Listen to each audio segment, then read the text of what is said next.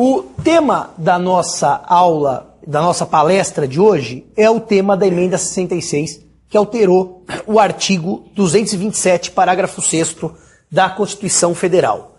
Esse artigo 227, parágrafo 6º da Constituição Federal, ele tinha a redação original, desde a promulgação da Carta, que era a seguinte: o casamento civil pode ser dissolvido pelo divórcio, vírgula, após prévia separação judicial, por mais de um ano, nos casos expressos em lei, ou comprovada a separação de fato, por mais de 2 anos. Então vamos repetir: o casamento civil pode ser dissolvido pelo divórcio, vírgula, após prévia separação judicial por mais de um ano, nos casos expressos em lei, ou comprovada a separação de fato por mais de 2 anos. Essa foi a redação do parágrafo 6º do artigo 227, que valeu de 88, quando a Carta foi promulgada, até 13 de julho do ano passado, 2010. 14 de julho, a emenda 66 produziu efeitos. E a partir da produção de efeitos, o parágrafo recebeu a seguinte redação: o casamento civil pode ser dissolvido pelo divórcio. Aqueles que anotaram perceberam logo que caiu o trecho final que vinha depois da vírgula, que dizia: após prévia separação judicial por mais de um ano, nos casos expressos em lei, ou comprovada a separação de fato por mais de 2 anos. Vejam, eu queria começar a nossa reflexão, e eu acho que para essa reflexão ser rica e vocês entenderem onde eu quero chegar, eu não posso começar falando da emenda 66. Eu preciso voltar um pouquinho. Por que voltar um pouquinho? Porque nós vamos entrar num debate hoje que eu já antecipo qualquer. Está nos tribunais, tenho vários julgados, vou lançá-los na lousa para vocês anotarem depois. O debate do curso, e eu começo dando o problema para depois dar a solução, é a separação judicial e a extrajudicial. Acabou ou não acabou no Brasil? Em outras palavras, nós temos hoje a separação ainda produzindo efeitos ou nós só temos o divórcio produzindo efeitos? Em outras palavras ainda, vamos resumir o nosso problema. Aquele antigo disquite que estava no Código Civil até 1977, que trocou de nome, que virou separação judicial por conta da lei do divórcio, a 6.515/77. Esse instituto da separação, ele morreu ou ele continua? Esse é o grande debate. Se ele morreu, nós vamos ter um caminho. Se ele continua, nós vamos ter outro caminho. E o que eu vou trazer para vocês como advogados é exatamente a problematização dos dois caminhos, das duas soluções jurídicas, das duas questões jurídicas. Morreu ou não morreu o Instituto do Brasil? E mais do que isso, independentemente da corrente que vocês venham adotar, e aqui é um curso para advogados, portanto vocês têm que conhecer as duas, porque na hora que for advogado temos que conhecer vantagens e desvantagens para os nossos clientes, mas independentemente disso que eu vou passar nessa noite de hoje, eu queria dizer mais uma coisa para vocês, mais uma coisa. Ainda que nós concluamos que a separação se extinguiu, morreu, como tem alguns julgados que dizem isso, outros dizem que não. Qual é o efeito dessa morte na prática forense? Ou seja, no dia a dia. O cliente nos procura, tem que entrar com um processo lá. O que isso muda? Então nós vamos discutir isso na aula de hoje. Mas eu não posso começar falando da emenda 66 e falando dessa questão se a gente não retomar um pouquinho a história do divórcio no Brasil. E quando eu conto isto, eu não conto isso para matar tempo da aula, eu conto isso para entendermos como foi a evolução do Instituto. Porque conhecer a história é conhecer o que era, o que o legislador imaginou e o que nós temos hoje. Para compreender qual foi o alcance da emenda 66. A maioria das pessoas sabe disso. O Brasil era um país não divorcista. O Brasil era um país que, por força de cláusula constitucional, o divórcio era proibido, era vedado. Ou seja, a força da corrente antidivorcista, capitaneada nas décadas de 30 e 40 pela Igreja Católica, isso aqui não é crítica, é uma coisa histórica, depois eu vou ler para vocês os escritos, conseguiu, a corrente antidivorcista, incluir no texto da Constituição Federal que o casamento não se dissolve pelo divórcio. Se o casamento não se dissolve pelo divórcio, qualquer lei infraconstitucional que criasse o divórcio seria automaticamente inconstitucional no sistema brasileiro e, portanto, não havia forma de se inserir o divórcio no Brasil, senão por reforma da Constituição. Essa batalha pró-divórcio e contra o divórcio foi travada por dois grandes estudiosos do direito, e como a história é cruel, sempre aquele que ganha tem o nome lembrado, aquele que perde a história faz questão de apagar, eu vou lembrar o nome dos dois.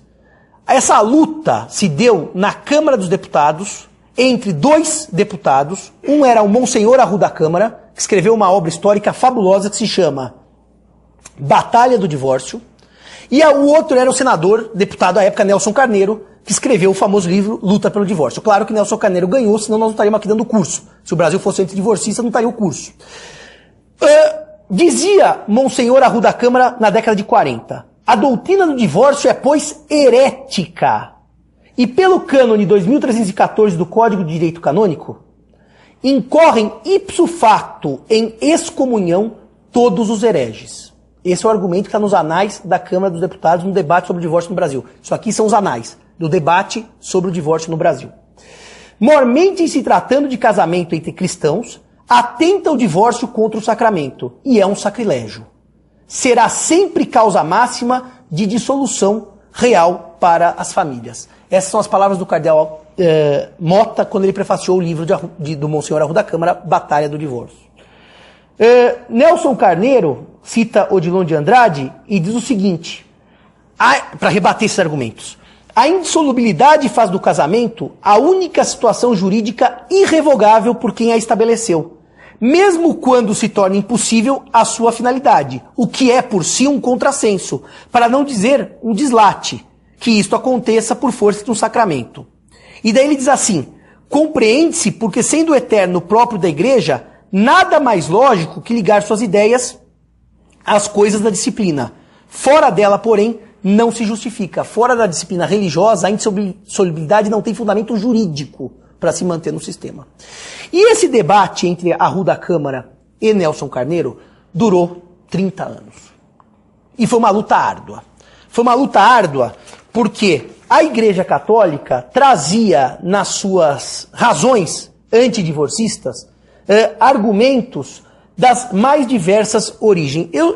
Isso que eu estou folheando aqui é um artigo que eu redigi, que vai abrir uma obra sobre a emenda 66, que é o artigo histórico, em que eu compilo aqui vários dos argumentos favoráveis à manutenção da indissolubilidade do casamento da Constituição Federal e a sua proibição do divórcio.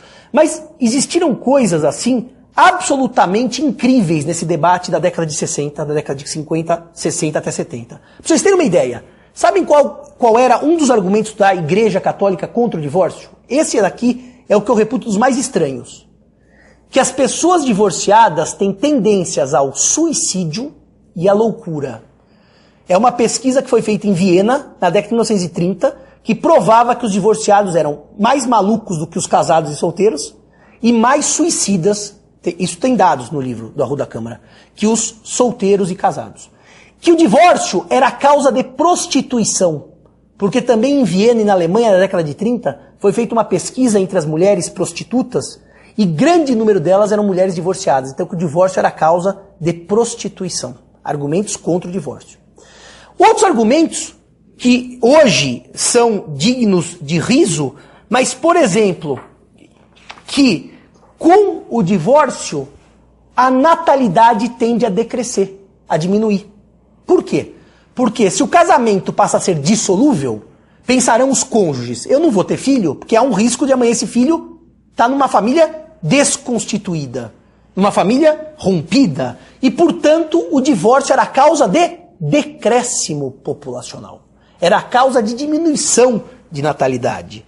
E eu inclusive compilo aqui a estatística do IBGE nas décadas de 40, 50, 60, e não preciso dizer isso para vocês, com divórcio ou sem divórcio, o número de brasileiros só aumenta. Não há o menor índice de decréscimo.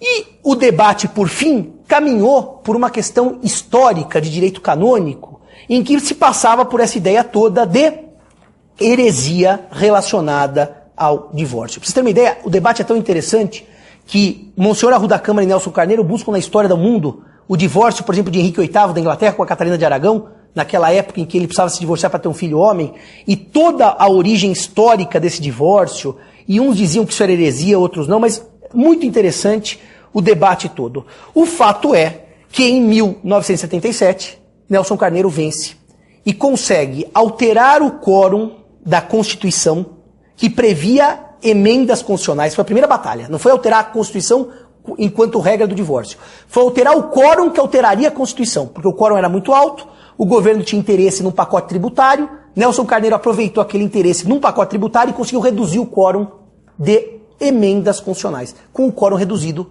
o divórcio foi aprovado pela emenda número 9 de 1977, que alterou a Constituição da época, que era a Constituição de 69, que alguns chamam de... não chamam de Constituição, mas enfim, para a história ela entrou como Constituição de 69. E com isto, em 77, junho, cai do texto constitucional a indissolubilidade do casamento, e a partir daí, evidentemente, o casamento passa a ser dissolúvel. Mas não se esqueçam que na época, os prazos que estavam até julho do ano passado, na Constituição, e que, na época, eram muito maiores do que hoje, eram de 5 anos de separação de fato, para que se conseguisse o divórcio direto, ou 3 da conversão da separação para o divórcio. Ou seja, 5 anos de separação de fato, 77, e 3 da conversão. Nós sabemos, que eu acabei de ler, que no ano passado nós tínhamos 1 ano da conversão e 2 da separação de fato. Começamos com 5, terminamos em 2. Começamos com 3, terminamos em 1, por sucessivas emendas ao texto constitucional. Só para contar para vocês, por que tudo isso? Porque isso é importante. Vocês vão ver gente falando, vão ler gente escrevendo sobre o tema, nós precisamos entender as origens dessa disputa. Acabou a separação ou não acabou a separação? A origem dessa disputa está exatamente nisto. Queremos um país divorcista ou não queremos um país divorcista? Esse é o debate. O debate que se travou na década de 70 está revisitado na década de 2010. Por que está revisitado? Ganhou-se a tese divorcista. Alterou-se o texto da Constituição de 69. Em 30 de dezembro veio a lei que vocês conhecem, 6.515/77. Regulamentou o divórcio. Tudo bem. Mas que divórcio era esse? Era um divórcio que eu precisaria de 3 anos, no mínimo, de separação judicial, para que o divórcio fosse convertido, ou 5 anos de separação de fato. Vamos entender? Era um sistema divorcista peronomútil. Por que peronomútil? Porque ele exigia requisitos temporais bastante largos, bastante extensos, para que eu pudesse me divorciar no Brasil, na década de 1970. E pior do que isso, por que o sistema mantinha a chamada separação judicial? Que à época, em 77, era o desquite. Tanto que até hoje tem pessoas que dizem, eu sou desquitado, porque se desquitaram antes da lei do divórcio. 77 para trás. Porque a lei é de 30 de dezembro, ela entrou em vigor em janeiro, certo? Então o que acontece? Por que manter a separação na época de desquite no sistema? Veja coisa interessante. Por que a lei na época dizia que eu só posso converter a minha separação em divórcio depois de 3 anos de separado? Por que a Constituição dizia até o ano passado que eu precisava esperar 1 ano para converter a minha separação em divórcio? Vocês pararam para pensar? Qual é o motivo? Qual é o motivo? Desde 77, que se reproduzia até 88 e até 2010, para que eu mantivesse prazos para converter separação em divórcio? Eu acho que esse é o debate, esse é o bonito da história. Então vamos fazer um parênteses, vamos separar o que é separação do que é divórcio? Vamos separar as coisas, tá? Fazer um parênteses, para depois eu responder a pergunta que eu lancei. O que é separação? Entenda-se, o antigo desquite. A separação que é o antigo desquite, hoje ela recebe o nome de separação de direito, para se opor à separação de fato. Essa separação de direito, ela tem 2 modalidades. A chamada separação de direito judicial e a separação de direito extrajudicial. Essa separação de direito, que pode ser judicial ou extrajudicial, que é o antigo desquite, ela tem por efeito colocar fim à sociedade conjugal. Esta é a finalidade dela. Se eu for desenhar aqui na lousa o casamento, numa forma gráfica, o casamento é composto por sociedade conjugal. Professor pobre que não está acostumado a usar essa lousa, dá problema na hora de escrever. Bom, sociedade conjugal. E, por fora, o chamado vínculo conjugal. Então, são 2 elementos que compõem o casamento. Sociedade mais vínculo. A separação de direito, judicial ou extrajudicial, põe fim à sociedade conjugal. Em outras palavras, Simão, o que é pôr fim à sociedade conjugal? Pensem numa sociedade empresarial. 2 sócios que montaram uma empresa para vender cachorro-quente na praia. Se eu tenho uma sociedade empresarial, vocês concordam que haverá regras de direitos e deveres dos sócios? Por exemplo, obrigações com relação à gestão dessa empresa. Obrigações com relação à prestação de contas do patrimônio dessa empresa. Pensem que eu terei lucros para dividir e prejuízos eventualmente para dividir. Isso são os deveres societários. Por outro lado, também o patrimônio adquirido vai ser partilhado de acordo com as cotas sociais. A sociedade conjugal é uma sociedade conjugal. A origem não é o contrato social, é o casamento. Mas ela gera direitos e deveres, artigo 1566, e ela gera o regime de bens, artigos 1639 e seguintes do Código Civil. Portanto, os cônjuges têm uma sociedade conjugal, em que há direitos e deveres e que há patrimônio. Direitos e deveres estes que, se inobservados, permitem uma separação que tradicionalmente se chama de litigiosa, que é o que nós vamos discutir daqui a pouco, se ela acabou ou não acabou, mas tradicionalmente a separação é litigiosa. Eu imputo culpa, né? Artigo 1582 do Código. Você foi culpada, ou ela diz, você foi culpado. Por quê? Me traiu, abandonou a família, sei lá, qualquer motivo. E a sociedade conjugal gera um regime de bens, que pode ser de comunhão mais ampla e restrita, que é a comunhão universal, até a separação total de bens, cada um com si, por si, Deus por todos. Esta sociedade conjugal, ela se forma quando eu me caso. Eu me caso e automaticamente surge a sociedade conjugal. Com a separação de direito, ela se extingue. Ou seja, no dia seguinte à separação de direito, pode ser a judicial, ou pode ser a extrajudicial, porque vocês sabem que a lei 11.441/07 admitiu as separações em cartório, administrativas, a modalidade, não tendo filhos menores, etc., incapazes, eu posso até o cartório fazer uma escritura pública de separação. Então essa separação de direito, judicial ou extra, põe fim aos deveres e ao regime de bens. Tanto é verdade que eu conto uma história rápida para vocês. Tinha uma cliente minha, casada há muitos anos por comunhão universal de bens, e queria... casada por muitos anos pela comunhão universal de bens, e se separou de fato do marido. Ela foi para lá, o marido foi para cá. Não brigaram, mas acabou o casamento. Filhos maiores, tudo. Um dia chegou para mim e falou, doutor Simão, eu quero comprar um imóvel lá para o meu consultório, etc. Se eu comprar hoje, ó, casada no papel e separada de fato há 15 anos, o que vai acontecer? Esse imóvel é meu ou é nosso? Porque ela era casada pela comunhão universal de bens. Resposta, por lei, é nosso. Eu ainda posso entrar com uma ação um dia para provar que é só seu, mas é uma ação judicial para provar o fim do casamento pela quebra. Uma coisa complicada. O que é mais fácil? Antes de comprar, a gente faz o quê? Uma separação. Porque no dia seguinte à separação, não tem mais regime de bens. O regime não sobrevive à separação de direito. Então o que eu fiz com ela? Levei ela e o marido, aliás, um casal que eu gostaria que todos fossem iguais, porque é extremamente civilizado no fim do casamento, foram até lá, fizeram a escritura pública, assinaram, acabou o assunto. No dia seguinte ela comprou o imóvel. Estado civil, separada. Já era só dela. O regime não sobrevive à separação. E olha, os deveres do casamento também não sobrevivem à separação. Quais são os deveres? Vamos lembrar rapidamente. Fidelidade recíproca, que é o artigo 1566, inciso 1º, certo? Acabou o dever de fidelidade no dia seguinte de separação. Se eu tiver com outra, ela com outro, simplesmente não há nenhum problema, porque não há mais dever de fidelidade. Segundo, o dever de coabitação, que a lei fala a vida comum no domicílio conjugal, que é um dever mal interpretado, porque muitos acham que vida em comum, doutor, é morar sob o mesmo teto. Não é isso. É manter relação sexual. É o dever de coabitação que já estava desde o direito canônico. Acabou o dever de coabitação, claro. Nos separamos, não faz sentido falar, querida, estamos separados, vamos relembrar... Bom, se quiser, pode até relembrar os velhos tempos, mas não tem obrigação nenhuma. Terceiro dever, mútua assistência. Esse eu vou fazer um parênteses e já volto nele, tá? Quarto dever, sustento, guarda e educação dos filhos. Também vou fazer um parênteses e já volto nele. Quinto dever, respeito e consideração. Mútuo respeito e mútua consideração. Os deveres 3 e 4, que são de assistência moral e material recíproca entre cônjuges, e o dever de sustento, guarda e educação dos filhos, são dois deveres interessantes.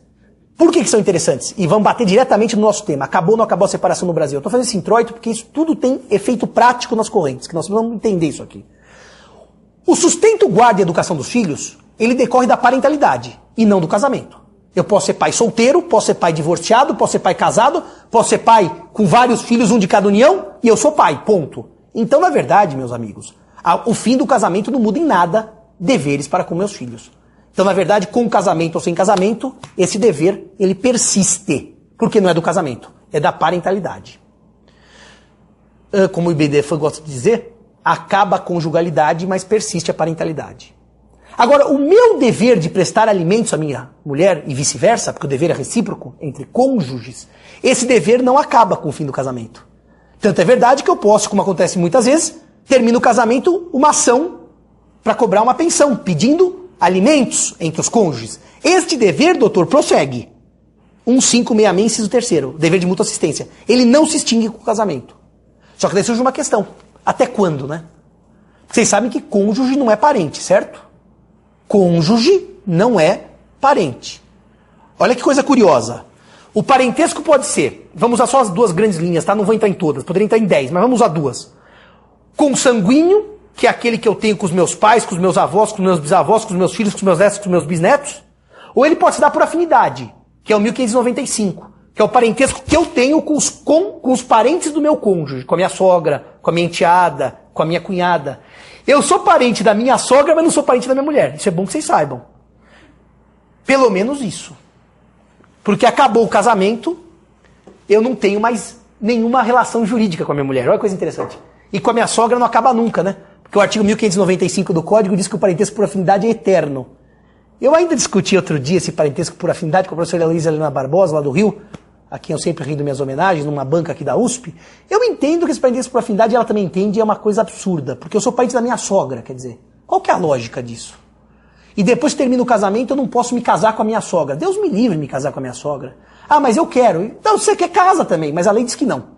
Como a sogra ocupou o lugar que um dia foi como se fosse o da minha mãe, eu acho curioso esse argumento. A minha sogra ocupa, porque ela é mãe da minha mulher, certo? O lugar como se fosse da minha mãe. Eu nunca pensei assim com a minha sogra, não sei se alguém já pensou. Mas, de qualquer maneira, a lei não deixa você casar. Mas tirando o parentesco por afinidade, que é o meu parentesco com os parentes da minha mulher, eu e minha mulher não temos parentesco nenhum. Eu e minha companheira não temos parentesco. O que nos une é o vínculo conjugal ou o vínculo de companheirismo, certo? Terminou o casamento, terminou a união estável, nós temos casamento, porque a emenda 66 é típica do casamento, eu permaneço podendo cobrar alimentos a que título? Se o vínculo se extinguiu. Então vocês vão dizer, não, Simão, mas você acabou de explicar aí, vamos para a lousa, que a sociedade conjugal é uma coisa e o vínculo é outro. Perfeito. Então se acabou a sociedade conjugal e não acabou o vínculo, o dever de mútua assistência persiste. Por quê? Porque o vínculo persiste. Entenderam a lógica do sistema? Acaba a sociedade conjugal, mas com a manutenção do vínculo, o dever de prestar alimentos entre cônjuges persiste, por causa do vínculo. Porque, meus amigos, se eu tirar o vínculo, o que acontece com esse dever? Ele também desaparece, porque daí eu não sou parente e não tenho nenhum título para cobrar da minha mulher e vice-versa. Então a separação judicial, para concluir essa primeira etapa do que eu estou dizendo, ela tem por condão acabar com direitos e deveres do casamento, vírgula, a exceção da mútua assistência, que persiste. 2, regime de bens. Mas mesmo acabando com a sociedade conjugal, desquitados antigamente, hoje separados, não podem se casar. Por que não podem? Porque o vínculo, que é o elemento externo, persiste. E se persiste, eu não estou totalmente livre para me casar. Eu estou impedido de me casar. E se me casar, vou ser bígamo, viu? Se separado, judicial ou extrajudicialmente, se casar, ele é bígamo. Porque ele continuava com o vínculo que o aliava ao seu antigo cônjuge. Então daí vem o segundo instituto, que é o divórcio. Que serve para quê? Para apagar o vínculo. Então a separação não apaga vínculo, ela só destrói a sociedade conjugal. É o divórcio que apaga o vínculo. E se o divórcio apaga o vínculo, acabou. O que persiste depois do vínculo, do fim do vínculo? Aquele parentesco por afinidade com a minha sogra, com a minha enteada, que não acaba porque o Código Civil diz. Mesmo depois, você continua parente por afinidade. Em linha reta, tá? Com a cunhada acaba, com o cunhado acaba. Mas com a sogra, com o sogro, com o enteado, ele prossegue por força do 1595. Então acabou o vínculo, acabou tudo. Tanto que é verdade que eu conto uma história que parece jocosa, mas não é. A mulher ficou extremamente nervosa, uma cliente que me procurou. O que aconteceu com ela? ela era separada judicialmente e nunca buscou um advogado para converter a sua separação em divórcio. Nunca. Estado civil dela, separada judicialmente. Estado civil do marido, separado judicialmente. O marido morre. Qual que é o estado civil dessa senhora a partir de agora? Viúva. Claramente viúva. E ela me procurou dizendo que não queria ser viúva do desgraçado e que queria que eu promovesse um divórcio póstumo para que ela fosse divorciada. Isso tem um pequeno problema. Se a morte acaba com o vínculo, como é que eu vou entrar com uma ação para dissolver um vínculo que não mais existe? Isso chama-se impossibilidade jurídica do pedido. Por uma questão óbvia. Declarar a extinção de algo que já está extinto por um motivo, até eu poderia entrar com uma ação declaratória da morte para confirmar se for uma morte por desaparecimento, mas estou dizendo aqui, ela tinha certidão de óbito do marido. Como é que eu vou entrar com divórcio? Porque ela não queria. Então, quer dizer, eu me livrei do desgraçado, ela dizia, acabei viúva. Minha senhora, a senhora não procurou advogado antes, advogado com E maiúsculo, acabou viúva, porque o divórcio põe fim ao vínculo, a morte põe fim ao vínculo, a anulação de casamento põe fim ao vínculo, mas a separação não põe fim ao vínculo. Entendemos qual que é o nosso problema prático? Tínhamos uma separação e tínhamos um divórcio. E hoje, o que nós temos? E hoje, o que nós temos? A redação do artigo 227, parágrafo 6º, ela é clara. O casamento civil pode ser dissolvido pelo divórcio. Acabou o assunto. 226, parágrafo 6º, não 227. 226, parágrafo 6º. Acabou o assunto. Sobrou a separação ou não sobrou a separação como instituto? A pergunta que eu respondo, a meu ver, depois vou falar de quem responde de outro jeito, ela é muito clara. Senhores, vejam que interessante. A separação, ela era permitida no sistema. Por quê? Porque depois dela, eu precisaria de um prazo para me divorciar. Vou voltar no raciocínio histórico. Em outras palavras, primeiro eu me separo, 3 anos depois, em 77, eu posso me divorciar. Chama conversão da separação em divórcio. Que alguns chamam corretamente de divórcio indireto. Primeiro eu separo, judicialmente, depois de 3 anos eu posso converter. Depois de 88, 1 ano, eu separo, 1 ano depois da separação, eu posso converter essa separação em divórcio. Por que, gente, existiam esses prazos? Na original, mudança constitucional 3 anos, e que em 88 nós temos 1 ano. Por que isso? Por que eu não precisava esperar 1 ano da separação para poder converter a minha separação em divórcio? A minha opinião ela é muito clara, ela é cristalina e ela é muito simples. O sistema era, até 77, antidivorcista. Com a emenda e com a lei 6.515, o sistema passou a ser divorcista não pleno. Divorcista limitado. Por quê? Porque vejam, quantas vezes quem advoga em família sabe disso, chegava o cliente para você e dizia assim, doutor Simão, eu e minha mulher estamos casados há 4 anos, 5 anos, e entendemos que o nosso casamento não deu certo. Não deu certo. Estamos aqui maiores, civilizados, ninguém está brigando. Nós gostaríamos de nos divorciar. Eu perguntava, como vocês perguntavam, vocês estão morando juntos? Sim, estamos. Agora nós queremos cada um ir para o seu canto, vamos fazer o divórcio. Não dava. Porque vocês não estão separados de fato há mais de 2 anos, não tiveram a separação, vocês precisam primeiro promover uma separação e depois de 1 ano promover o divórcio. 2 processos. Ou 2 escrituras públicas, se os filhos forem maiores e capazes. Perceberam a lógica do sistema qualquer? Ninguém no Brasil se divorciava direto estando casado. Ou você se divorciava porque já era separado e convertia a separação em divórcio, ou você tinha que falar para ela, sai de casa, fica 2 anos cada um num canto, e depois a gente procura advogado e faz o divórcio direto. Perceberam a lógica? O sistema não era divorcista, era semidivorcista. Porque o divórcio não era uma opção, certo? Eu precisava preencher requisitos para me valer do divórcio. E, gente, por que tudo isso? A explicação dos autores familiaristas, ela é bastante simples. O casamento é algo que não pode ser banalizado. Eu não posso deixar o cara casado, doutor, dia seguinte ele fala assim, sabe Las Vegas? Aqueles filmes que ele entra no drive-in é drive-thru ou drive-in, não sei, melhor não usar esses termos em inglês, depois eu falei uma coisa, quero dizer outra. Ele entra lá no cartório de carro e casa, e sai de lá casado, e depois entra em outra porta e sai divorciado. Isso é banalizar o casamento.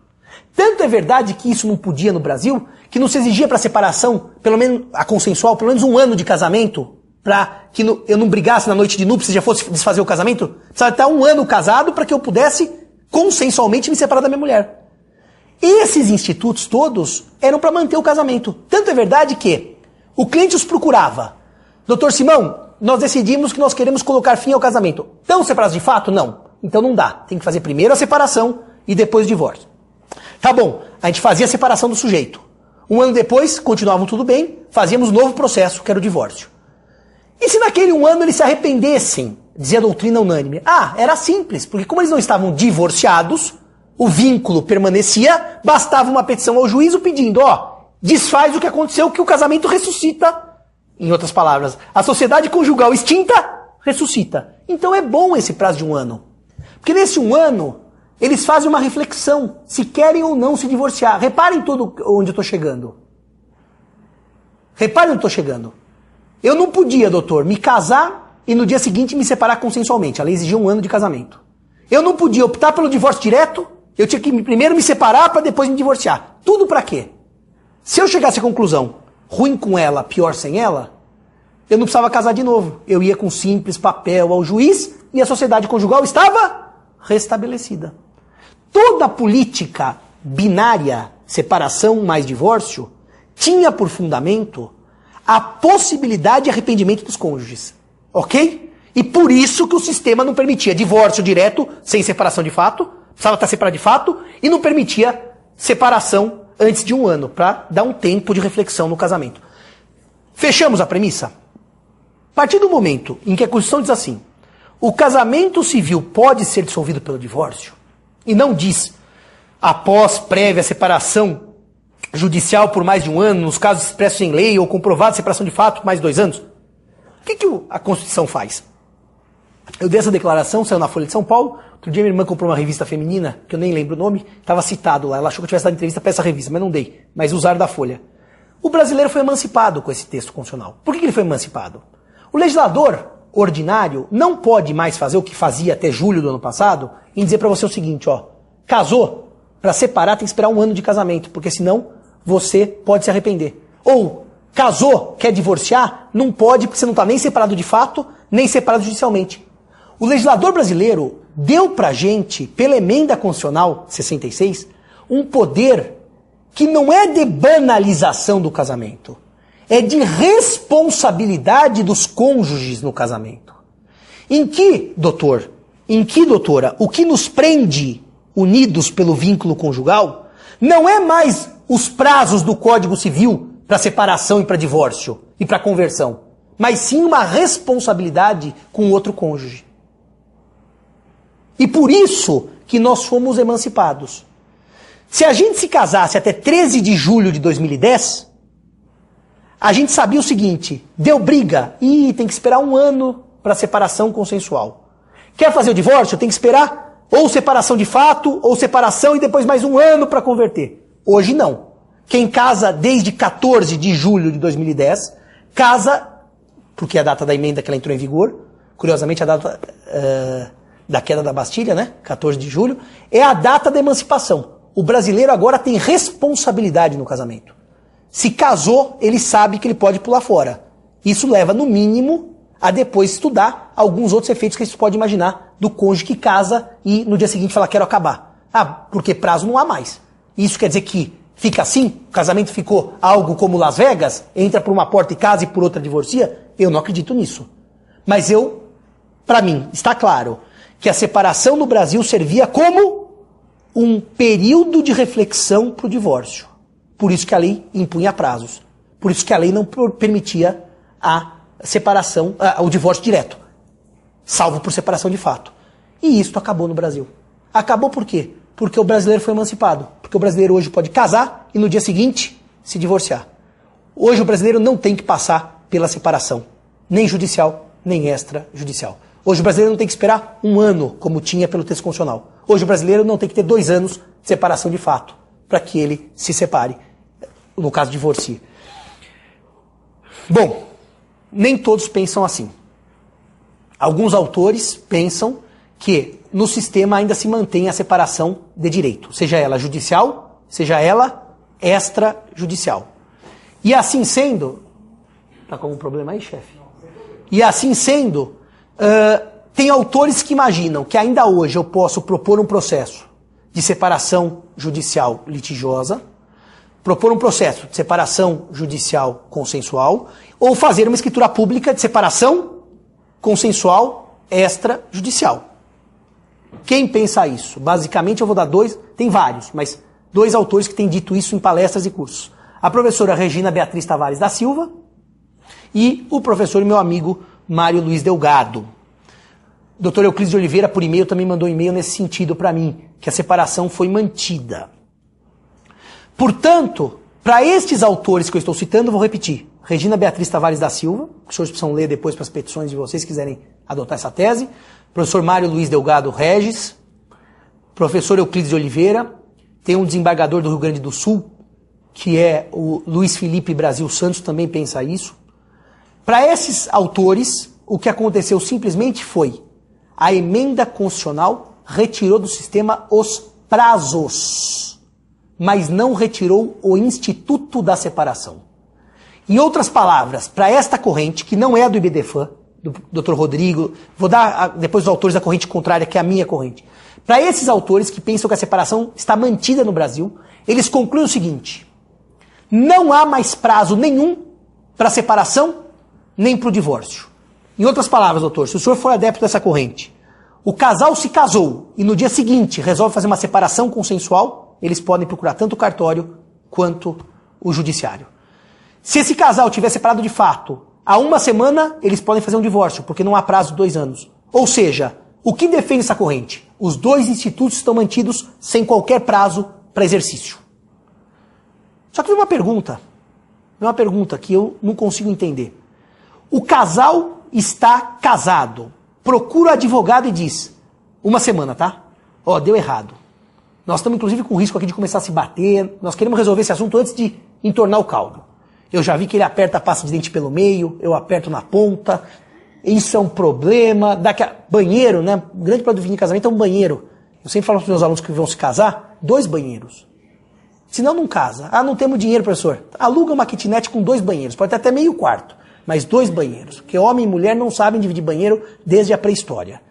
Aliás, quem não sabe disso, os reis, os franceses é clássico, mas os reis dormiam em 2 quartos separados. Na hora de fazer amor, abria a portinha e um ia pro quarto do outro. Normalmente ele pro quarto dela.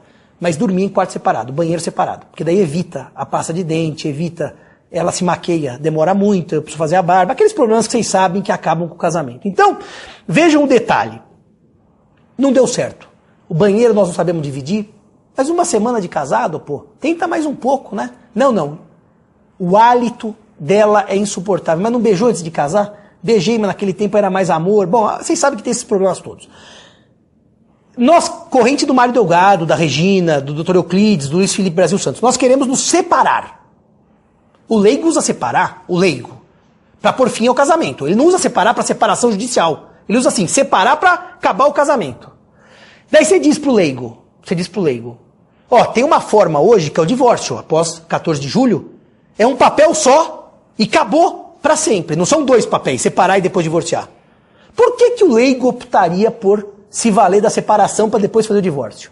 Para pagar 2 vezes o advogado, 2 vezes o cartório? Porque isso vai acontecer na prática. Para ter chance de agora ter um acordo para pôr fim a tudo e depois dar uma melada e no segundo papel vai ter briga, daí o divórcio vira litigioso? Ah, diz Mário Delgado, diz Regina Beatriz e dizem os outros. Por 2 motivos importantes. 2 motivos importantes. Primeiro, que o casal pode, e este argumento, gente, eu peço a vocês que não usem, porque eu acho esse argumento pífio. O casal pode estar em dúvida do que eles estão fazendo. Então eles optam pela separação porque não estão certos se querem se divorciar. Eu acho engraçado esse argumento, porque até julho, enquanto a separação existia no sistema sem nenhuma dúvida, nunca um professor ou um juiz admitiu uma separação de quem não tivesse com certeza do que queria. Pelo contrário, mandava para casa. Se não tá certo, você vai para casa.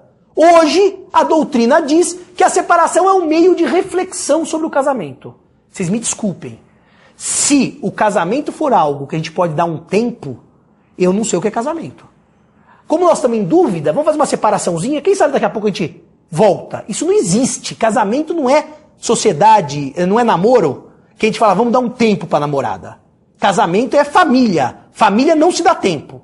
Então esse argumento é o pior. Quem não sabe o que quer não faz nada. Quem não sabe o que quer não se separa, não se divorcia, não faz nada. E eu estou dizendo isso, gente, porque durante 1000 anos se ensinou assim de lei de família. Mudou a lei, agora veio essa teoria do dar um tempo. Dá um tempo nada, família não se dá tempo, família é séria. Família não é contrato que é direito patrimonial, é direito indisponível. Ninguém dá tempo da esposa, do marido, nem do companheiro, nem da companheira, que o nosso tema aqui é casamento. O segundo argumento é que por motivos religiosos esse casal pode querer não se divorciar, ficar só separado. Guardem de stand-by esse argumento. A outra questão, e que essa é curiosa também, é que esse casal pode se arrepender. Então ele faz uma separação, testa, vê se está bom. Se tiver bom, converte em divórcio. Se tiver ruim, tiver ruim, desfaz a separação e volta à sociedade conjugal. Então, dois argumentos, o religioso e o período de experiência, que eu estou chamando assim. A grande questão é a seguinte: esses argumentos são preponderantes? São interessantes. Tem pessoas que por motivos religiosos não querem se divorciar. Tem pessoas que querem fazer uma experiência ruim com ele, pior sem ele. Vamos tentar ver o que dá certo? Tá bom. Se eu defender esta tese, eu não posso dizer para vocês que sobra no sistema a separação consensual e some a litigiosa. Porque ou bem a emenda suprimiu separação como um todo, ou ela não suprimiu nada. Vou repetir essa frase. Os que defendem a manutenção da separação no sistema, defendem ela na sua inteireza. A judicial, litigiosa ou consensual, e a extrajudicial por escritura pública. Então a interpretação dessas pessoas é, por motivos religiosos, eu posso querer optar pela separação. Tudo bem. Se eu vou por essa tese e eu mantenho no sistema a separação, eu mantenho, repito, a consensual, mas mantenho a litigiosa. As duas estão vivas. Não uma, não dá para falar, só sobrou a consensual. E Simão, qual que é o mal das duas separações estarem vivas por esta tese? Repito, Mário Delgado, Regina Beatriz, Luiz Felipe Brasil Santos, Euclides de Oliveira. O mal é um só. O mal é um só. É um só. Se a separação litigiosa está mantida no sistema, qual que é o fundamento dos artigos 1582 e 1583 para esta separação dita litigiosa? É a famosa culpa. É a famosa culpa. A culpa é que dá o fundamento desses dois dispositivos. Artigos 1582 e 1583. E se a separação está mantida no Brasil, eu falei 1582, não, 1572 e 1573. Eu errei por 10. 1572 e 1573. Qualquer dos cônjuges poderá propor ação de separação judicial, imputando ao outro qualquer ato que importe grave violação dos deveres do casamento e torne insuportável a vida em comum. Pra gente que advoga na área de família, a gente sabe muito bem, e isso eu aprendi com as psicólogas e psicoterapeutas, é que faço rendo minhas homenagens à doutora Gisele Goreninga, que muitas vezes os cônjuges usam do processo como comunicação. O que quer dizer isso? Eles não se falam entre si. Aí pode ter filho, pode não ter filho, não importa. O processo, quando o advogado peticiona de um lado e outro do outro, vira o diálogo dos cônjuges. Então, ou seja, a única forma dele falar com ela e dela com ele é por petição nos autos. A partir do momento que a culpa exurge, exemplo dos mais banais, ele me traiu, ou ela me traiu, não importa. O que acontece com esse processo, doutor? Vamos provar culpa, certo? E quanto tempo esse processo, que é a única forma de diálogo entre os dois, vai se perpetuar? Por muitos e muitos anos. Nós vamos discutir culpa, culpa, culpa, culpa e culpa.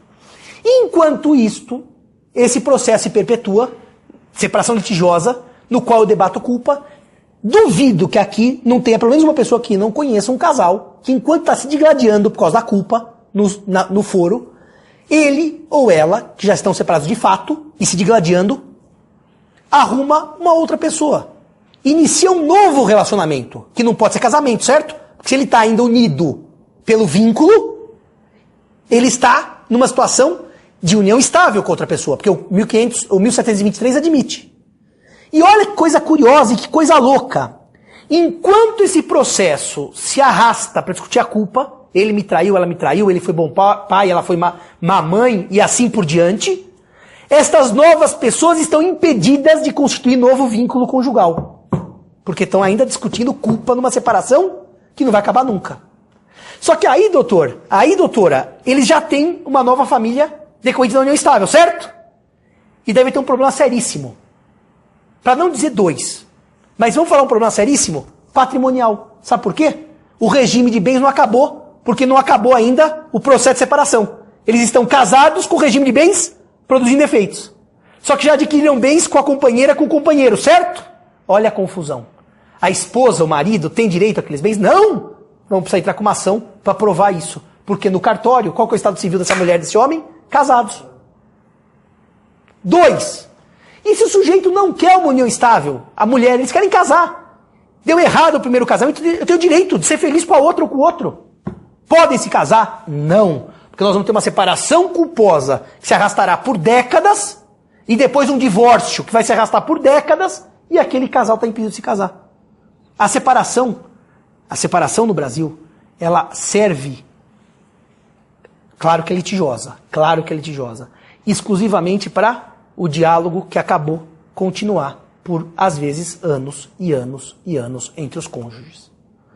Então, se a separação consensual pode ser útil nos aspectos religiosos ou nos aspectos de dar um tempo, a separação litigiosa ela é péssima para as pessoas.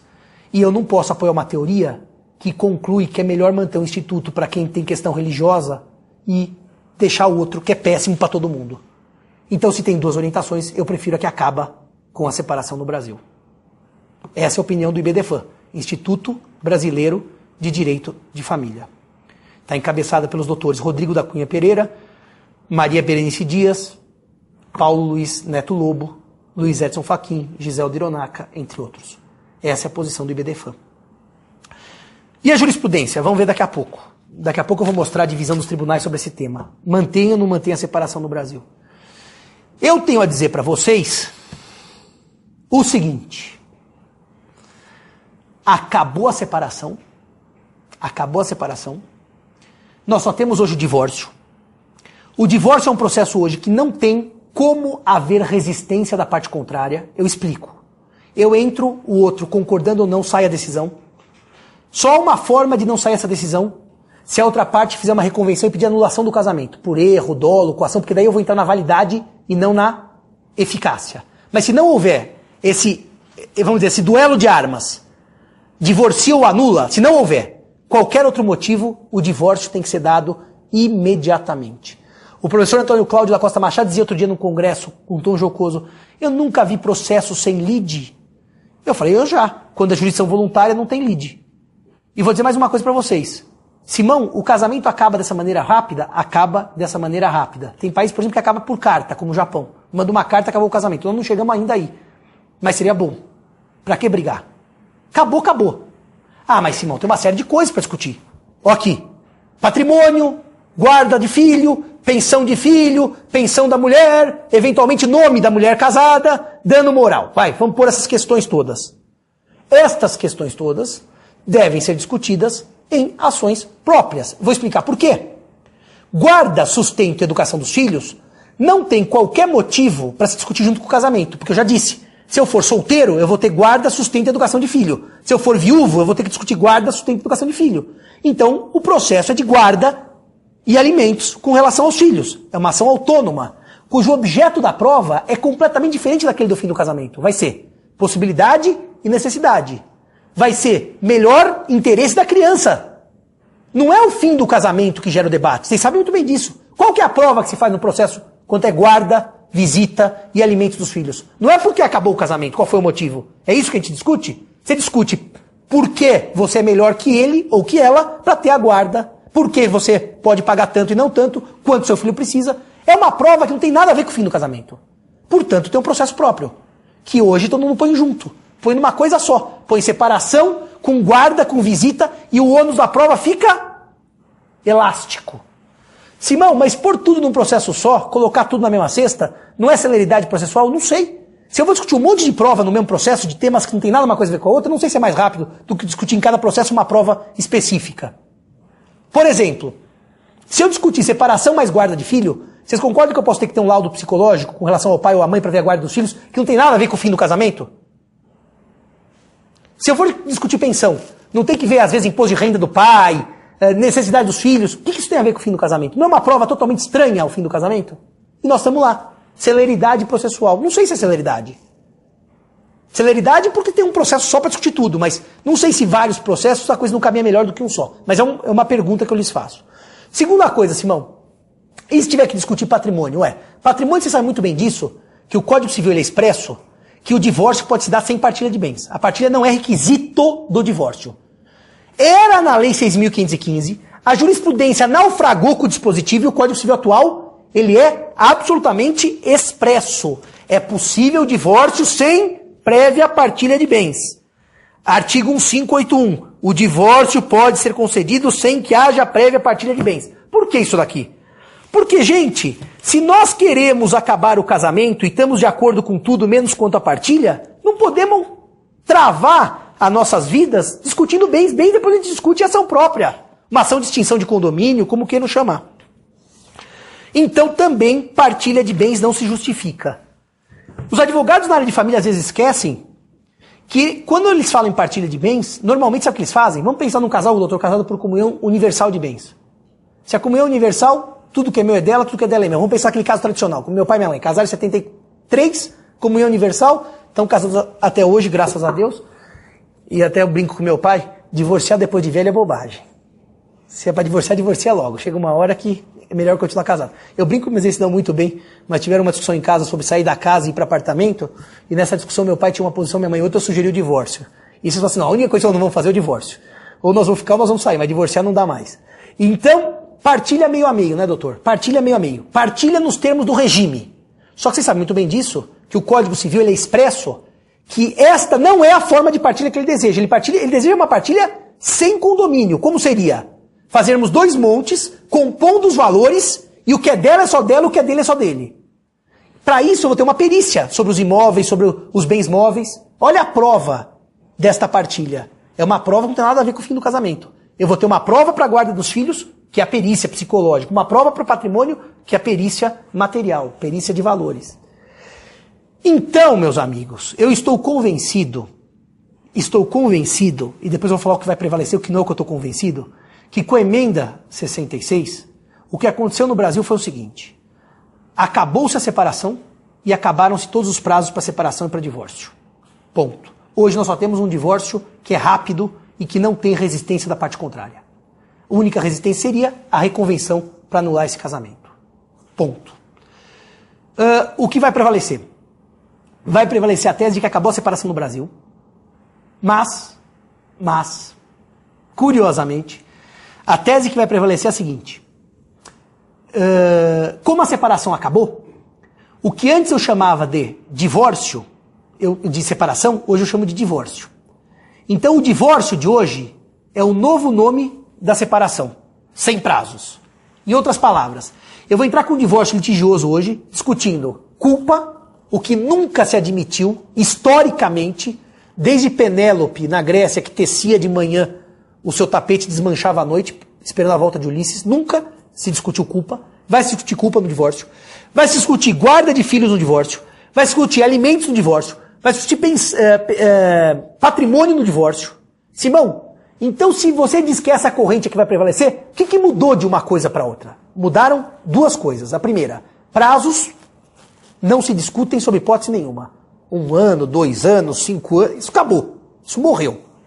E a segunda coisa, se hoje o divórcio é irresistível, o juiz tem que, após a contestação, se não houver essa reconvenção para discutir o casamento nulo ou anulável, decretar o divórcio, antes de começar a instrução probatória. É uma coisa, é um instituto que no direito estrangeiro ele é aplicado às pampas. Aqui no Brasil o professor Dinamarco já escreveu, o professor William Santos Ferreira já escreveu, chama-se sentença parcial. Ele contesta, ele decreta o divórcio. Vamos brigar, doutor, por guarda, por pensão, por culpa? Vamos. Mas o casal está divorciado. Não é antecipação de tutela, porque essa é reversível, como dizem alguns. E isto já foi ensinado num julgado aqui de São Paulo, do desembargador Caetano Lagrasta, que eu vou dar o número dele aqui. Se eu imprimir o número dele, e eu não imprimi o número dele, que imbecil, ele até me cita nesse julgado. Ah, tá aqui, tá aqui. Agravo de instrumento. Agravo de instrumento.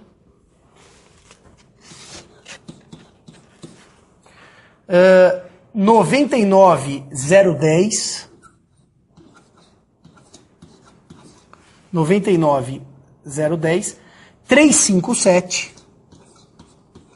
3013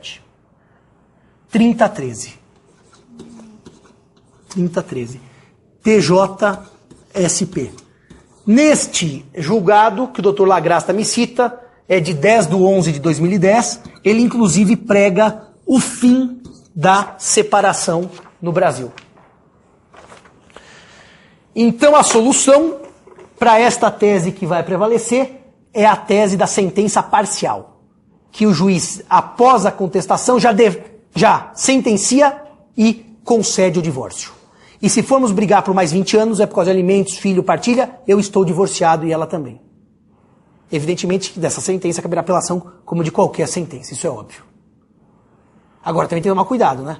Porque se eu apelo só por apelar, não se esqueça que os tribunais têm mecanismos de litigância de má-fé, etc. Então, quer dizer, eu tenho que ter algum motivo. Ah, Simão, mas não adianta nada dar uma sentença parcial. O cara apela, vai demorar 20 anos no tribunal. Vai até o tribunal começar a meter litigância de má-fé. Porque a hora que carregar pesado, as pessoas não vão apelar, porque não tem motivo para apelar. Já que não sucumbiram, a não ser no divórcio. O resto eles vão discutir até a ação chegar a seu termo. Tá clara essa posição? Isso se chama sentença parcial.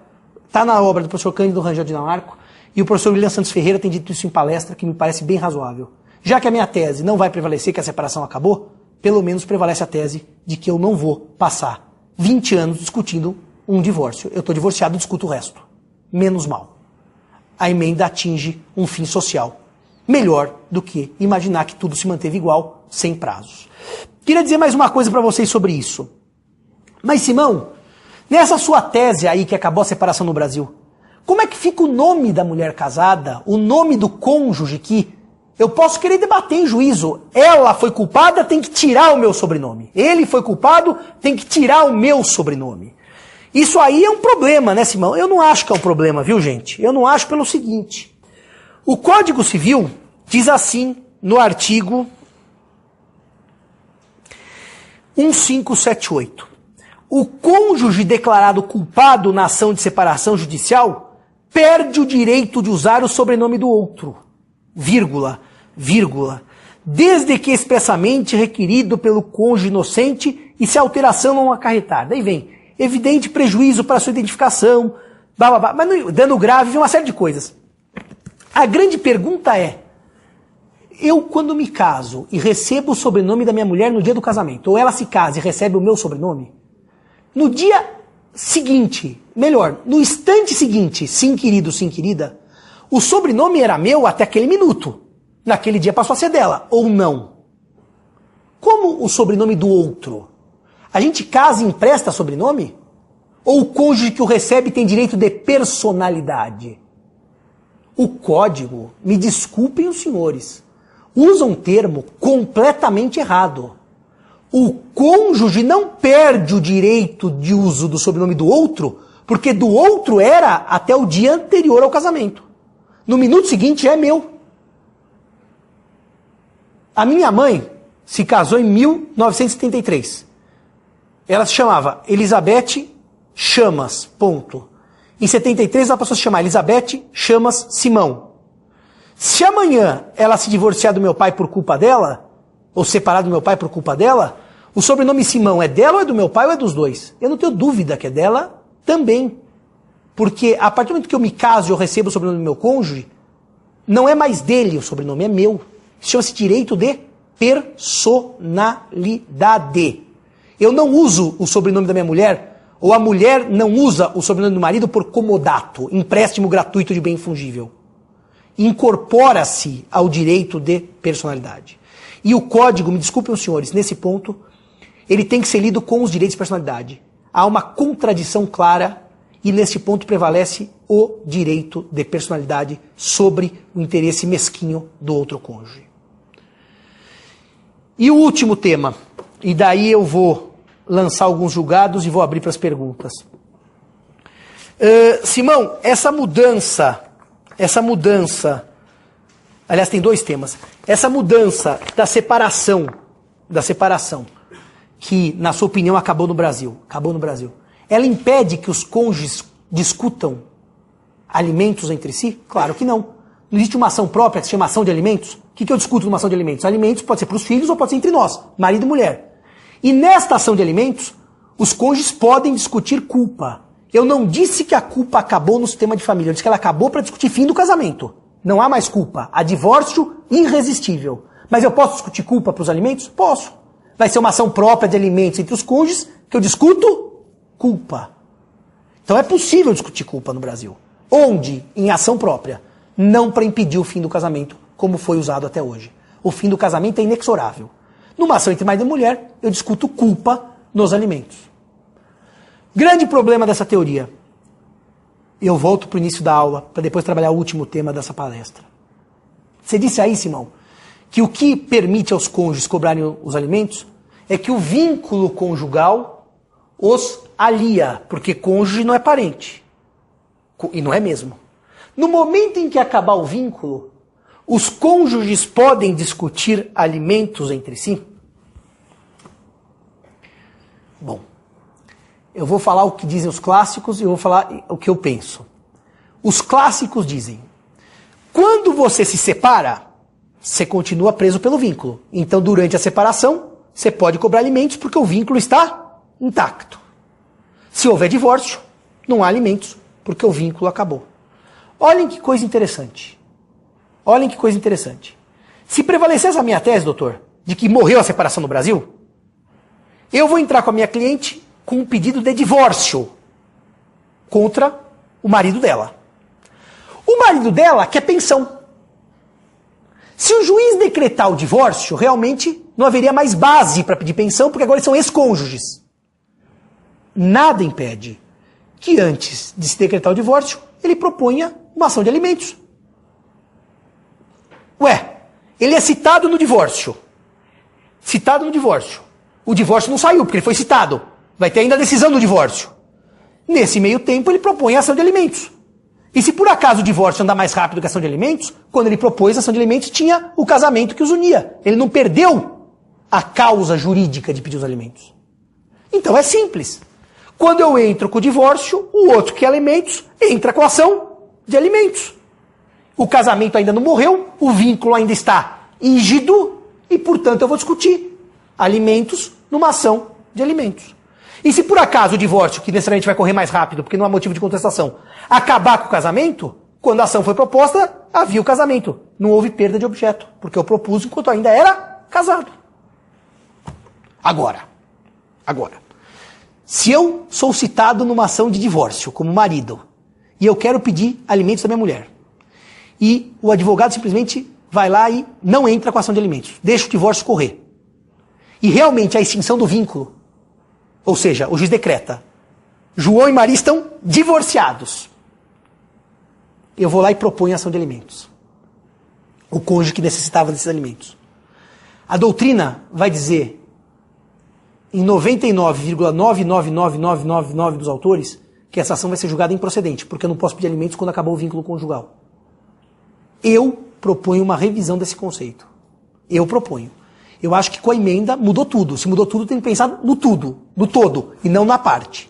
E para mim, apesar dessa ideia clássica, tradicional, de 99,9999% dos autores, eu tenderia a dizer o seguinte, acabou o vínculo, o marido pode continuar pedindo alimentos e a mulher também? Pode, por um período curto, pode, pelo preceito constitucional da solidariedade familiar.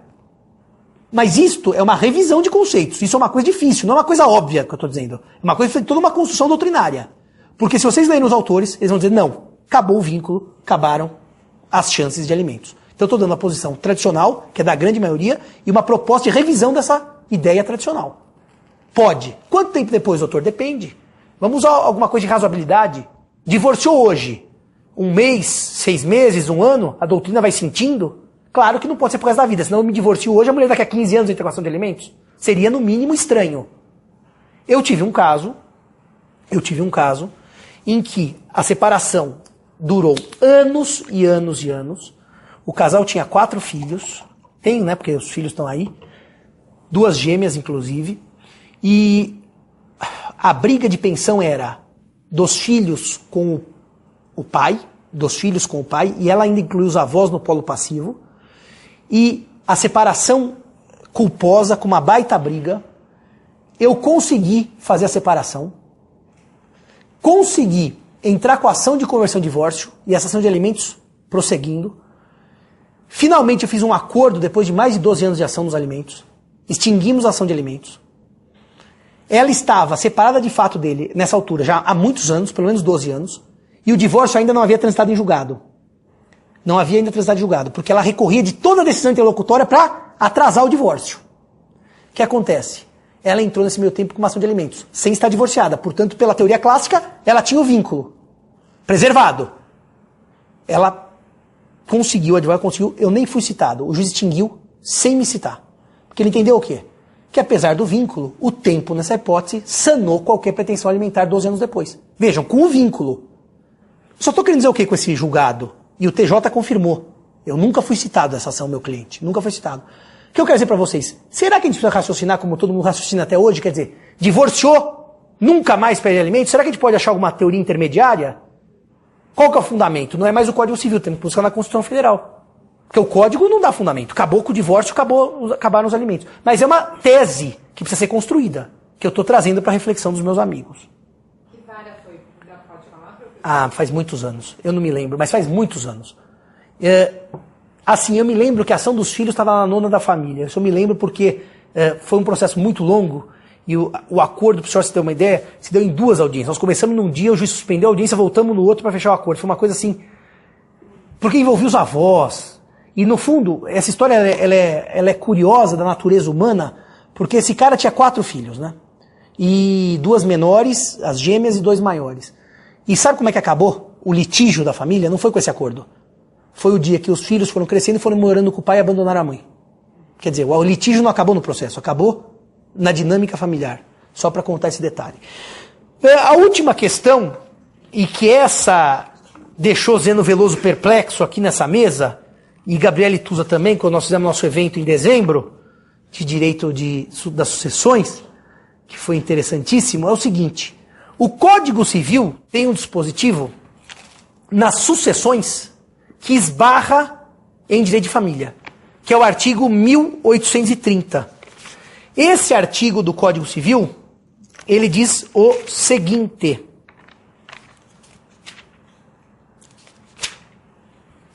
somente é reconhecido o direito sucessório ao cônjuge sobrevivente. Quando eu dou aula de sucessões, eu sempre faço um roteiro de perguntas. O primeiro artigo que tem que ler na sucessão do cônjuge não é um 829, é um 830. Se a resposta for no 830, que eu vou ler agora para vocês, o cônjuge não é herdeiro, ou vai tudo para os descendentes, ou vai tudo para os ascendentes, ou vai tudo para os colaterais, ou vai tudo para o Estado. Ele não é herdeiro? Não é herdeiro. Querem ver um caso concreto? Que eu já recebi mais de 1000 e-mails. Professor, casal sem filhos. Casal se divorcia. Ele não tem filhos, não tem pais, não tem sobrinhos. O município herda tudo e ela não herda nada? Claro. Ex-cônjuge não é parente. Então, o primeiro artigo de sucessão que tem que ser lido, quando fala do cônjuge, não é um 829, é um 830, que é esse aqui, que diz assim: somente é reconhecido o direito sucessório ao cônjuge sobrevivente se, ao tempo da morte do outro, não estavam separados judicialmente, nem separados de fato há mais de 2 anos, salvo prova neste caso de que essa convivência se tornar impossível sem culpa do sobrevivente. O artigo diz basicamente o seguinte: o cônjuge é, em regra, herdeiro do outro? Sim, em regra é. Não o será. 2 pontos. Se for divorciado, porque é ex-cônjuge. Não está escrito aqui, mas isso é construção do sistema. Divórcio, rompe vínculo, rompe direito sucessório. 2. Se estiver separado judicialmente, porque nós vimos agora há pouco que a separação judicial põe fim ao regime de bens. Como é que eu vou ser herdeiro de alguém com o qual não tenho mais relação patrimonial? E é óbvio que quando diz a lei separação judicial, inclua-se a extrajudicial, que não foi concebida porque ela é de 2007. A separação de direito, judicial ou extra, acaba com a sociedade conjugal e acaba com a minha qualidade de herdeiro. Portanto, se eu estou separado de direito da minha esposa e ela morre, qualquer um recebe menos eu, até o município. 3 agora, separado de fato. E a lei aqui tem uma construção que é lamentável, e o curso não é de sucessões para entrar nela, mas diz assim: não estavam separados nem de fato há mais de 2 anos, vírgula, salvo prova, neste caso, de que essa convivência se tornar impossível sem culpa do sobrevivente. Eu pergunto a vocês, por que a lei diz que separado de fato há mais de 2 anos, o cônjuge perde a qualidade de herdeiro? Ou seja, querida, não deu certo. Querido, não deu certo. Eu vou alugar um apartamento e você fica aqui na casa com os filhos. Tá. Nunca procuramos juiz, nunca procuramos cartório, papel, casados, de fato, separados. De fato, separados. Ninguém teve culpa, foi um acordo nosso. Depois de 2 anos, eu morro, ela não é herdeira. Tá aqui no código. Por quê? Com 2 anos, qualquer um dos dois poderia propor o divórcio direto, rompendo o vínculo. Tem uma relação óbvia da família com as sucessões. Não era de 2 anos o prazo da Constituição para o divórcio direto? Não era de 2 anos o prazo do Código Civil, copiando o texto constitucional para o divórcio direto? É de 2 anos o prazo de separação de fato para pôr fim ao regime sucessório dos cônjuges. Eu lancei essa pergunta, o Zeno ficou boquiaberto. Se o Código Civil tem que ser lido à luz da Constituição, e hoje o divórcio direto não exige prazo nenhum, eu casei e no dia seguinte eu me divorcio, por que na sucessão tem que esperar 2 anos para ele perder a qualidade de herdeiro? Repito, se o casamento hoje acaba, no dia seguinte, se os cônjuges assim o quiserem, eu não tenho prazo de duração de casamento, nem prazo de conversão, nem prazo de separação de fato, por que em matéria sucessória o prazo fica mantido? Porque é regra especial, dizia o Zeno. Eu não me convenço disso. Porque a teleologia do Código Civil era uma só. Olha como o começo da aula é importante para compreenderem onde eu quero chegar. Olha como é importante. Vocês são uma plateia que eu percebi atenta. Alguns, quando eu começo a falar de história, falam assim, mas isso aqui não tem relevância, tem total. O sistema era antidivorcista, certo? Até 77. O sistema passou a ser divorcista parcial, semi-divorcista, até 2010. Aqueles 2 anos tinham fundamento constitucional, certo? Porque a separação de fato exigia 2 anos. O Código, como lei infraconstitucional, bebe na Constituição. E ele elege 2 anos, porque ele tinha que fazê-lo em razão do texto constitucional. Se sumiu o texto, dizer que a lei ordinária continua incólume, ou seja, eu leio tudo do mesmo jeito, é no mínimo estranho, à luz de uma interpretação constitucional, em que a lei superior influencia a leitura da inferior. Tá, Simão? Mário Delgado fez um artigo de 30 páginas para dizer que não há, nem na interpretação teleológica, nem na histórica, nem nada motivo para acabar com a separação. Então, ótimo, para os que entendem isso, nada mudou. Mas mesmo para os que entendem que nada mudou, nada mudou, mas os prazos mudaram, isso todo mundo aceita. Até o Mário, até a Regina Beatriz, os prazos sumiram. Será que eu posso manter o prazo da sucessão se eu não vou mantê-lo na família? Isso vai ser uma coisa brilhante para um bom processo. Porque eu defendo, já escrevi e repito, que o artigo hoje só pode ser lido de um jeito, esse aqui. Só de um jeito. Vou ler a leitura que tem que ser feita desse dispositivo. Somente é reconhecido o direito sucessório ao cônjuge sobrevivente se ao tempo da morte do outro não estavam separados judicialmente ou extra, temos que trocar a palavra judicialmente para pôr separados de direito, porque a extrajudicial põe fim à sociedade conjugal, vírgula, nem separados de fato, ponto. Separação de fato põe fim ao direito sucessório.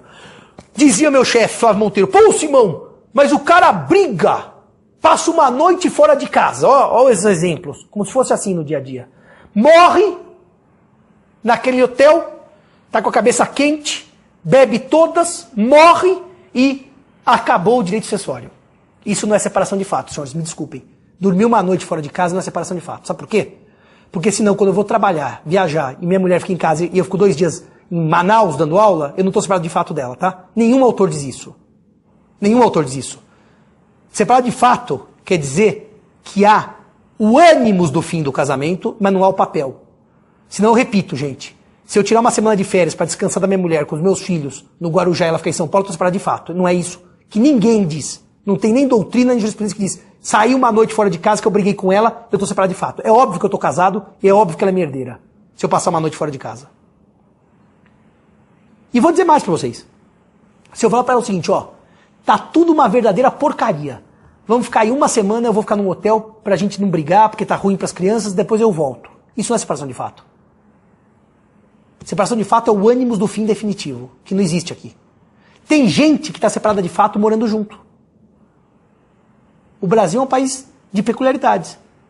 Quantas pessoas mais humildes não têm dinheiro para sair de casa? Ah, vou sair de casa. Não tem. Eles moram na casa que é dos dois, ou os dois dividem financiamento, ou os dois pagam aluguel. Sabe o que acontece? Um vai dormir no quarto e o outro no outro. E se tratam como amigos, já não são mais marido e mulher. Tanto que muitas vezes já namoram, muitas vezes até apresentam para a família os respectivos companheiros. Eles são casados? Não. E moram sob o mesmo teto. Eles são separados de fato, porque não há o ânimos familiar mais do casal. A parentalidade independe da conjugalidade. Então, meus queridos, eu não estou dizendo com essa minha opinião, que é bastante controversa, tá? Que tem muita gente, muito debate ainda pra gente fazer, que o cara saiu de casa porque tomou 2, brigou com a mulher e está separado de fato, ela não é mais herdeira. Eu não disse isso. Isso seria de uma leviandade ímpar. Separação de fato não é dormir uma noite fora de casa, nem passar uma semana trabalhando em Manaus. Não é isso. A gente sabe bem quando é separação de fato. Não deu certo o casamento, não vamos mais conviver como marido e mulher. Tô indo embora. É assim que funciona. Ou o cara que desaparece da vida da mulher. Que eu conheço 2, 3 casos de pessoas que sumiram. E não morreram, viu? De vez em quando manda telegrama para os filhos, manda dinheiro para os filhos, mas sumiram. Isso é separação de fato. Não tem juiz, não tem papel, não tem escritura, mas não tem mais casamento. Não é o cara que tira férias e vai passar uma semana fora de São Paulo. Dito isto, vou lançar na lousa os julgados que mantêm e os julgados que acabam com a separação, certo? Esse aqui é de sucessões, não tem nada a ver com o peixe, que eu tirei agora. Esse aqui é... Vamos lá. Separação. Esse aqui é pela manutenção no sistema. É Santa Catarina isso aqui, né? Manutenção no sistema. Isto, Santa Catarina. Ou é Rio Grande do Sul? Eu tinha organizado tudo. Rio Grande do Sul. Rio Grande do Sul... Eu acho que esse aqui cita o Rio Grande do Sul, mas porque o do Rio Grande do Sul ele é grande. Já entendi o que aconteceu. Já entendi o que aconteceu. Na hora de imprimir, houve um pequeno probleminha aqui e eu misturei os dois. O de Santa Catarina, ele mantém a separação no sistema. Então esse aqui, o que eu puser o sim é o que acaba com a separação, tá? Sim. Sumiu do sistema. O S de sumiu. O não é que a separação permanece no Brasil, tá? TJSC. Julgado 2010. 0308. 37-8. Mantém no sistema a separação.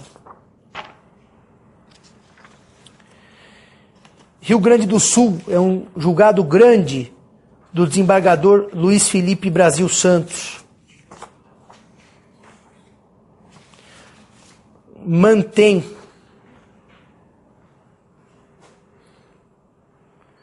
essa situação, não retirou do ordenamento a separação.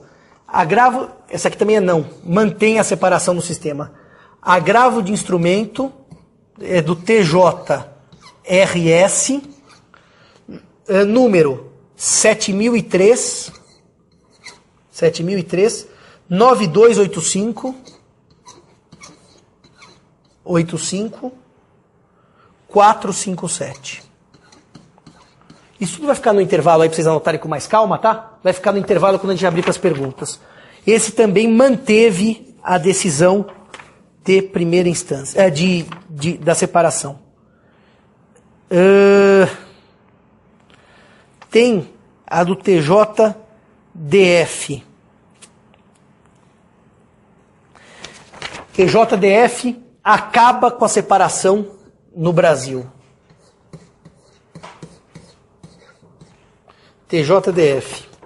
O processo é 2010.01.06.42513. Esse mantém, acaba com a separação na linha do que eu acredito e do que o IBDFAN também pensa. Eu não trouxe um de Minas, que eu estou olhando aqui, eu acho que eu imprimi 2 do Rio Grande do Sul, mas tem um de Minas, também vai na mesma linha. Simão, e para terminar o curso, dá para fazer escritura pública em cartório de separação? Eu entendo que não. Mas o TJSP entende que não sumiu a separação para fins de escritura pública. Tanto que tem um provimento da Corregedoria de São Paulo que continua autorizando as escrituras públicas de separação. O TJRS também entende que não sumiu do sistema a separação, que os cartórios podem continuar lavrando escrituras públicas de separação consensual extrajudicial. O TJMG entende que sumiu do sistema a separação e que os cartórios não podem lavrar mais escrituras públicas. E por fim, o Conselho Nacional de Justiça, na resolução 35, entende que não houve desaparecimento. Está mantida a separação judicial, a separação extrajudicial pelos cartórios. Portanto, como o CNJ tem quase que um poder divino, quase que um poder mítico, os cartórios têm lavrado as escrituras públicas por força da resolução 35. Com um detalhe rápido. Eu ando fazendo uma pesquisa para tese sobre o tempo e ando empolgado com o tempo, e uma das discussões no século XIX era se para se alegar prescrição, uma prescrição extintiva que mata direitos, estou falando de direitos lato sensu, que mata pretensões, mas naquele tempo se falava mata direitos, era necessário que o devedor estivesse de boa fé. Então tem lá um debate grande do século XIX, dos portugueses, dos brasileiros, e o Teixeira de Freitas diz uma frase que é a seguinte: não precisa alegar boa fé. Mas como o Teixeira de Freitas é muito honesto, ele compila a opinião de Rebouças que precisa. E depois ele conclui assim, que é o que eu vou concluir a palestra de hoje. Ainda que Melo Freire, Rebouças entendam que precisa provar boa fé, os tribunais têm ignorado esse debate e têm decretado a prescrição independentemente do debate. O que eu quero dizer com isso, em outras palavras? Eu quero dizer que, independentemente de vocês acreditarem que a separação acabou ou não acabou no Brasil, ela morre pelo desuso. E eu explico por quê. Perguntar para um casal que está em litígio, vocês querem se divorciar ou se separar? Querem fazer em etapa única ou em 2 etapas? Até por questão econômica é melhor o divórcio direto do que uma separação para depois um divórcio. Sabe qual é o resultado prático dessa baita quizumba doutrinária? Acabou ou não acabou? É que na prática a separação eu posso afirmar com sinceridade.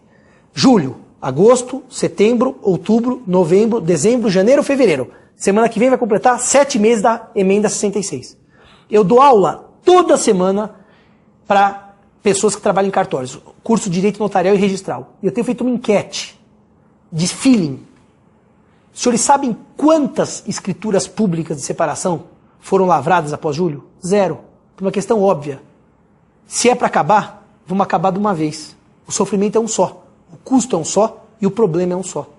Então, na prática, meus amigos, se o cartório pode lavrar escrituras públicas por força da resolução 35, que entende que não acabou, por força do TJ de São Paulo, TJ do Rio Grande do Sul, que entende que não acabou. Tudo bem, o cartório pode lavrar a escritura pública. Se vocês seguirem a tese do Mário Delgado, o advogado pode aconselhar a separação ao invés do divórcio. Só surge uma última questão e aqui eu termino o curso. Surge um enorme dever, se vocês seguirem essa teoria, um enorme dever que chama-se dever de aconselhar. Se vocês explicarem direitinho para o cara, para o seu cliente, que ele está fazendo um trabalho em 2 etapas, que ele pode fazer em uma só, vocês vão parar na OAB porque ele vai dizer, ó, o cara quer ganhar 2 vezes, porque não me explicou direito. E 2, se o cartório fizer isso, e os cartórios não fazem isso, porque eu sei da seriedade deles, eles estarão perdendo credibilidade. Porque se eu chego lá e digo assim, eu quero me separar, o leigo não fala divorciar, e o cartório não orienta, ó, hoje tem um papel que é assim, assim, assado, tem que orientar. Orientação concorrente, porque o advogado assina a escritura pública, certo? Junto com o tabelião. Então é concorrente. Ambos têm o dever de informar. E daí o casal que opte para aqueles que admitem pela separação pelo divórcio. Como eu não admito, para mim é mais fácil. Chega para mim e fala, tem que divorciar. E resolve o assunto. De uma vez só. Ok, meus amigos. O tema é polêmico, o tempo é escasso, mas eu esgotei nessa nossa conversa basicamente tudo que eu tinha a dizer. Eu tenho 2 artigos sobre o tema, e os 2 estão em obras que não foram publicadas ainda, mas um eu chamei de PEC do divórcio, a revolução do século em matéria de direito de família. A passagem de um sistema antidivorcista para o divorcista pleno vai ser publicado numa obra que eu, Tartucci e o desembargador Lagrasta fizemos em coautoria sobre direito de família. E o tributo ao Nelson Carneiro, que eu conto toda essa história do divórcio, é uma obra lá de Recife, que está sendo coordenada, a professora Giselda me pediu, eu mandei o artigo para ela.